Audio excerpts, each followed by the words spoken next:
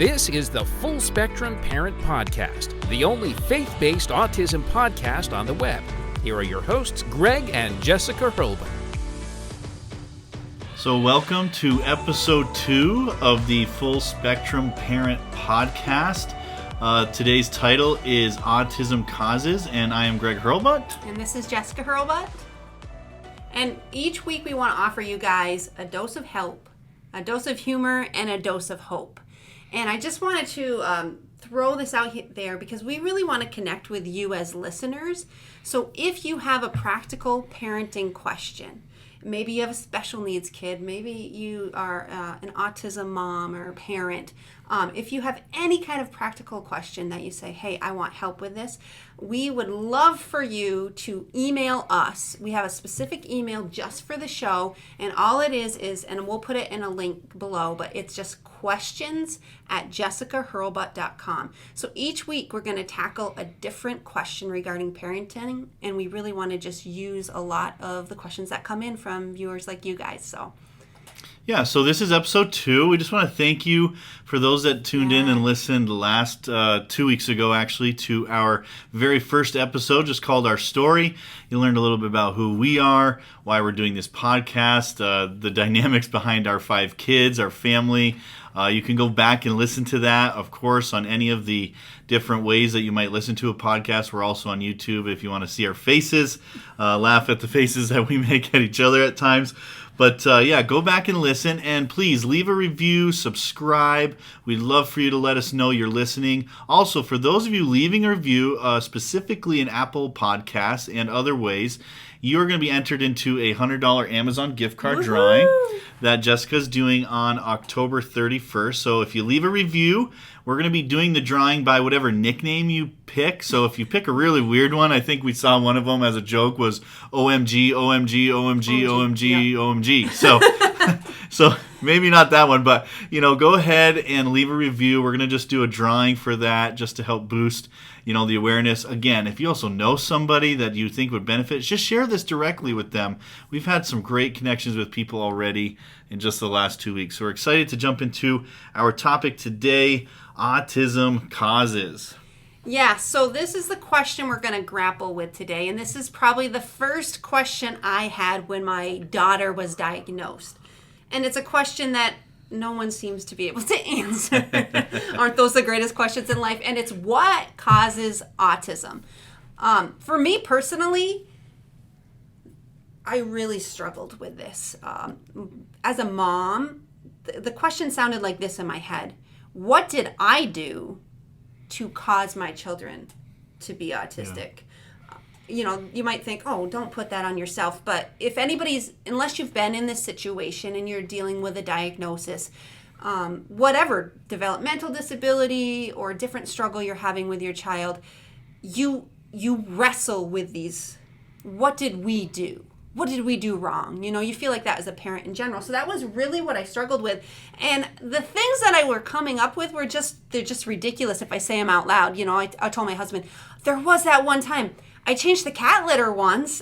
You're not supposed to change the cat litter when you're pregnant. And he's just like shaking. I can tell you all the things. You might not want to mention them. But first it was, I drank caffeine. One was that we painted the house during her pregnancy. Yeah, because if you go on the internet and Google autism causes, please don't do that. You will get every person with their opinion. Some might have some science included and some might not. But it's easy to go down this road of how did this happen? Mm-hmm.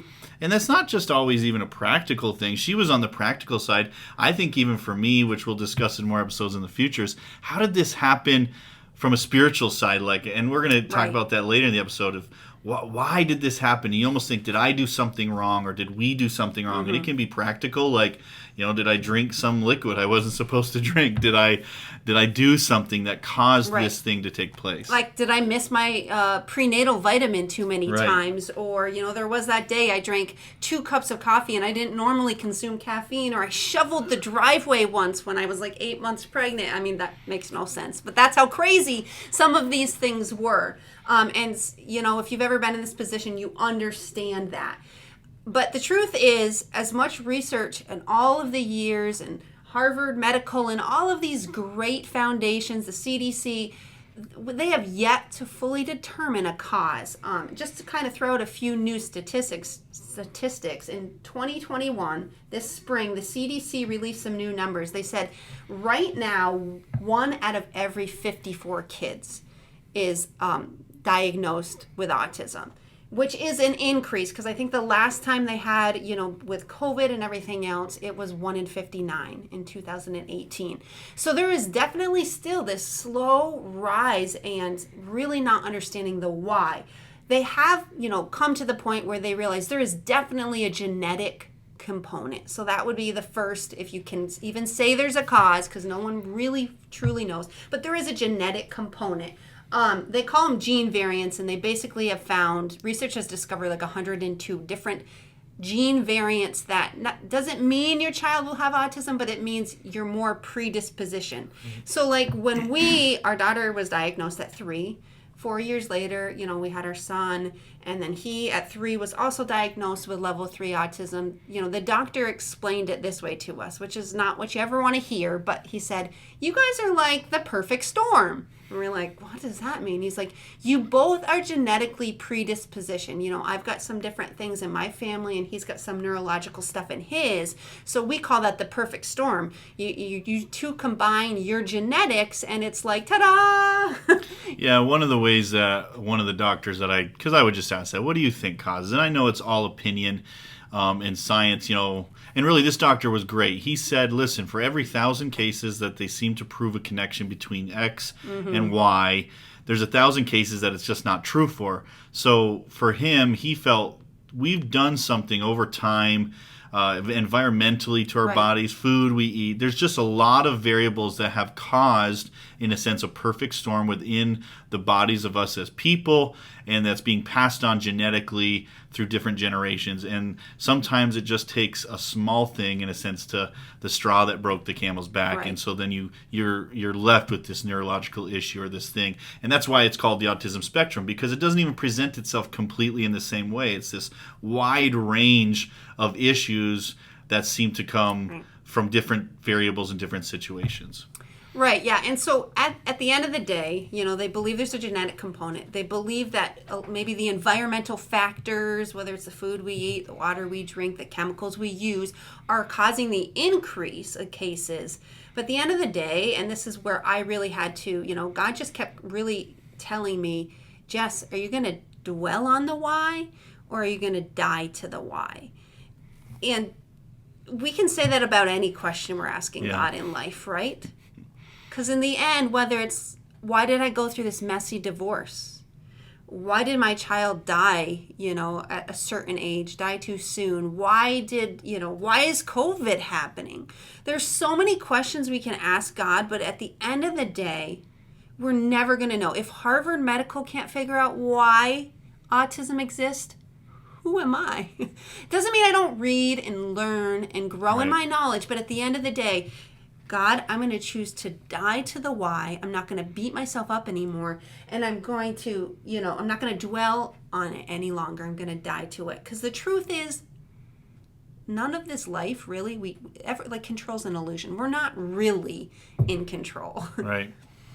Yeah. And so, I think one of the struggles is we're always trying to control our environment. When things happen outside our control, we're always trying to figure out the why. Mm-hmm. And even today's episode, calling it Autism Causes, the point is, and our best advice for you as a parent or anyone in any situation that's outside your understanding or control, stop trying to figure it out. You can't, you won't ever surely know the real reason. And it's exhausting. And it's exhausting, and it ends up becoming crippling for you as a person or as a parent. And there's a place where you have to choose to move beyond that. One of the things, just thinking about control in our life and really the illusion of control, is even what we do as parents, or as our parent, us as parents with our kids, is one of the things we do, and this kind of our little story of humor here for you for today, is we try to... This is a disclaimer, though. Don't call CPS on this before you hear this. We're going to say many things on this show that, I'm sure someone's going to just judge and say, oh, I can't believe they do that. Well, I just always invite, come and stay a night at my home, and then you can see why we might do some things. So in this particular situation, Mara and Jacob both love to run away. And we had many instances as they were very little kids. So now Mara's 13 and Jacob is 8. Sorry, I have to go through the numbers of my kids in my head. And they will still want to leave, going somewhere, but with no communication, of course, because they don't communicate. They don't tell you what they're thinking. They don't tell you how they're feeling. And so we have had multiple stories where we've had to get the police involved because our kids are gone. We don't know what happened to them. One minute they were there, another minute they were gone. And so it became such a struggle in our life and such a fear, honestly. Like, we just trying to stay focused on where's Mara, where's Jacob, and you also have 3 other children, so you're widely outnumbered for your eyes even, and you just lose track quickly at times. And even the story we shared last week about Jessica finding Mara on a porch down the street, So what we started to do was, I'm like, I got to keep him in the house. We got to figure out how to keep him in the house. So what did I do? I came up with a solution to turn the deadbolts backwards on my house. So just so you understand, what it means is when you come to my front door now, you'll see a doorknob that looks normal, but above it you'll see a deadbolt and it's backwards. It means that you can come to my front door and lock me in my house with the deadbolt. Please don't. And me being in the house has to have a key to unlock it to get out. Now that might sound crazy, but we had alarms, we had child locks, we tried every single lock that there was out there, and my kids would figure them out. They'd open those doors and they'd be gone. And so I just had to say, we're going to have a keyed lock on the inside of our house. So even to today, for us to leave our house in any normal time, I want to go out to the garage to get a tool and come back in and finish the work I'm doing, I have to bring a key to the door and unlock and let myself out. Now, we absolutely understand this is a terrible fire hazard, and I've showed my kids how to break the windows if that ever happens. But we had to have this place where, like, I have to at least have some control of them getting out. Even one of the silliest sides of this is right now, if we order pizza, and Mara will ask, I'll pick her up from school, and she'll say, "Pizza man today? Pizza man?" I'll say, "Okay, Mara, maybe we'll order pizza." I mean, she knows the pizza man's bringing pizza to the door. And often, it always seems like when someone strange comes to the door, I can't find that key fast enough. It's usually in our mantle in a very specific place, but I'm fumbling looking for the key. And sometimes, I've just had to stand on the other side of my door, which is glass, and point to the lock and say, "Can you open it?" Turn it. And I'm pointing down to the lock, and they're like, "What?" And then they realize the deadbolt's backwards, and they awkwardly unlock the door for me to open it. Out. And I'm like, "Yeah, that's a long story. I don't need to tell you why we do it." Or sometimes I've tried to explain. I mean, even the first time one of the police came to our house that was involved in looking for our kids, I had to explain. I said, "Listen, I know this looks weird, but we have to keep our kids in." And one of the craziest stories around that, even around my daughter, she's like an escape artist, our windows are all screwed shut. And we left the windows upstairs unscrewed, which didn't work out eventually. Because Mara got into our room, which was probably the only window in the house that was left to be open. And she actually climbed out our bedroom window. With a rope. Onto our porch roof first. It was onto a porch roof. She had a rope that she hung down from the porch roof. And she jumped to the ground, proceeded to, with her book bag and her all ready to go, to leave our house, go up our street, and we didn't know she was gone until someone on Main Street, which is a few streets away from us, said, "I think your daughter's walking down the street." And when we got to her, she just kept saying, "Home Depot? Home Depot?" She had wanted to go and buy a light at Home Depot. It was a long story to that, that I knew she was really, really obsessed with.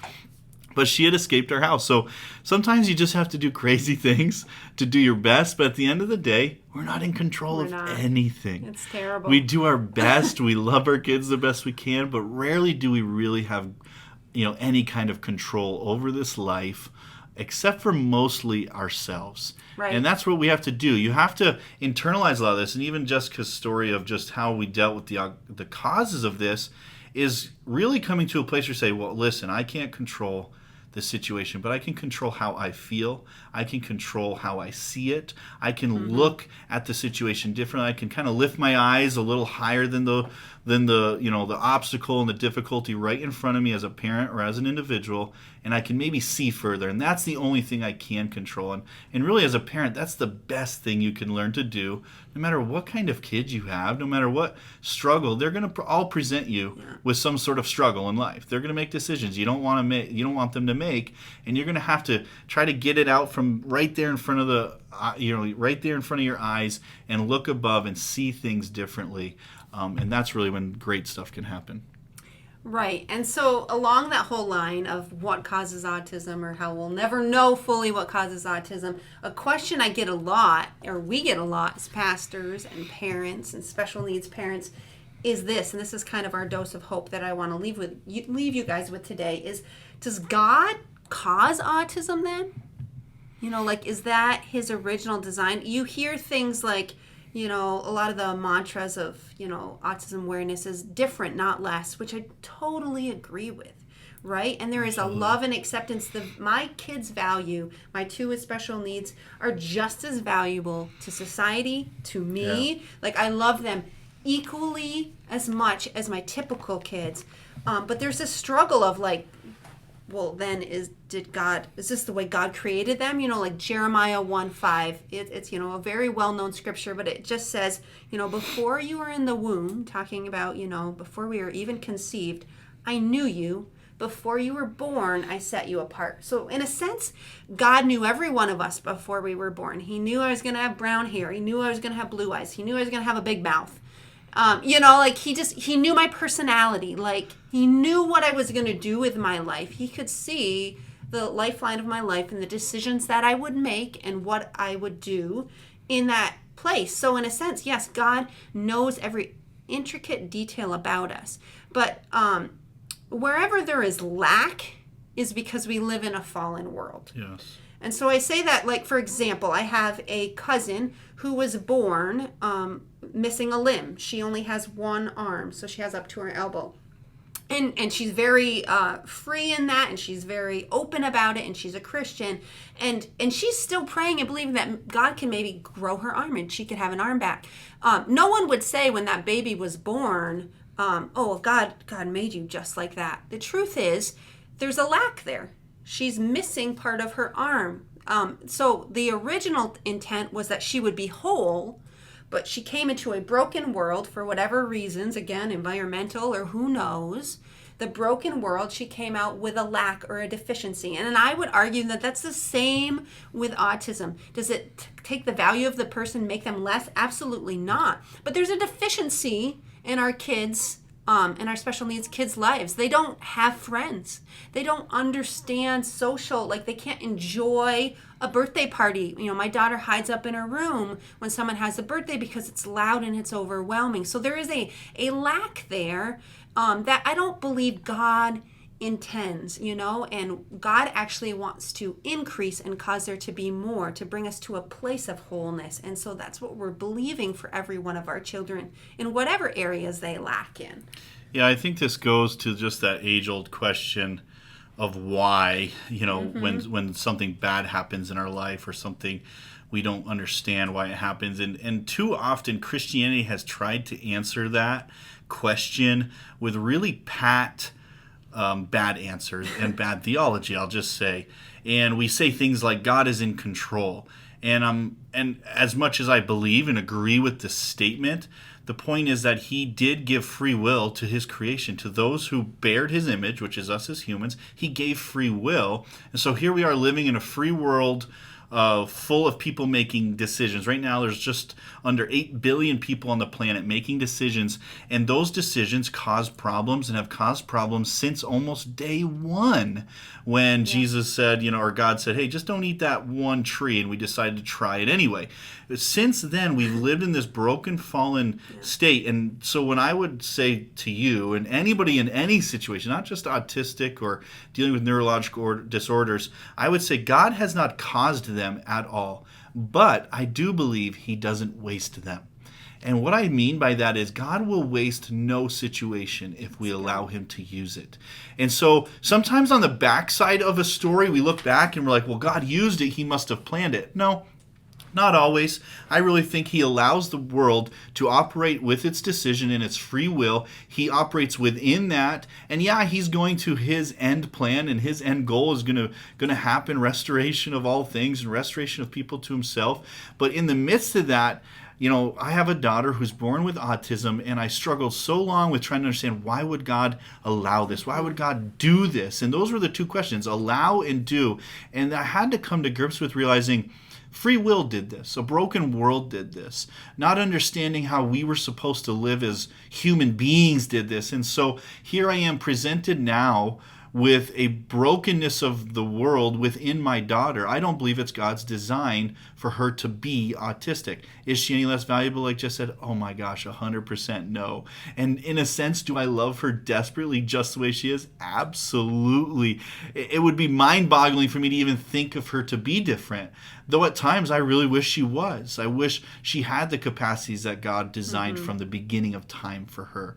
And so that's kind of what we wrestle with in this world. We wrestle with this idea.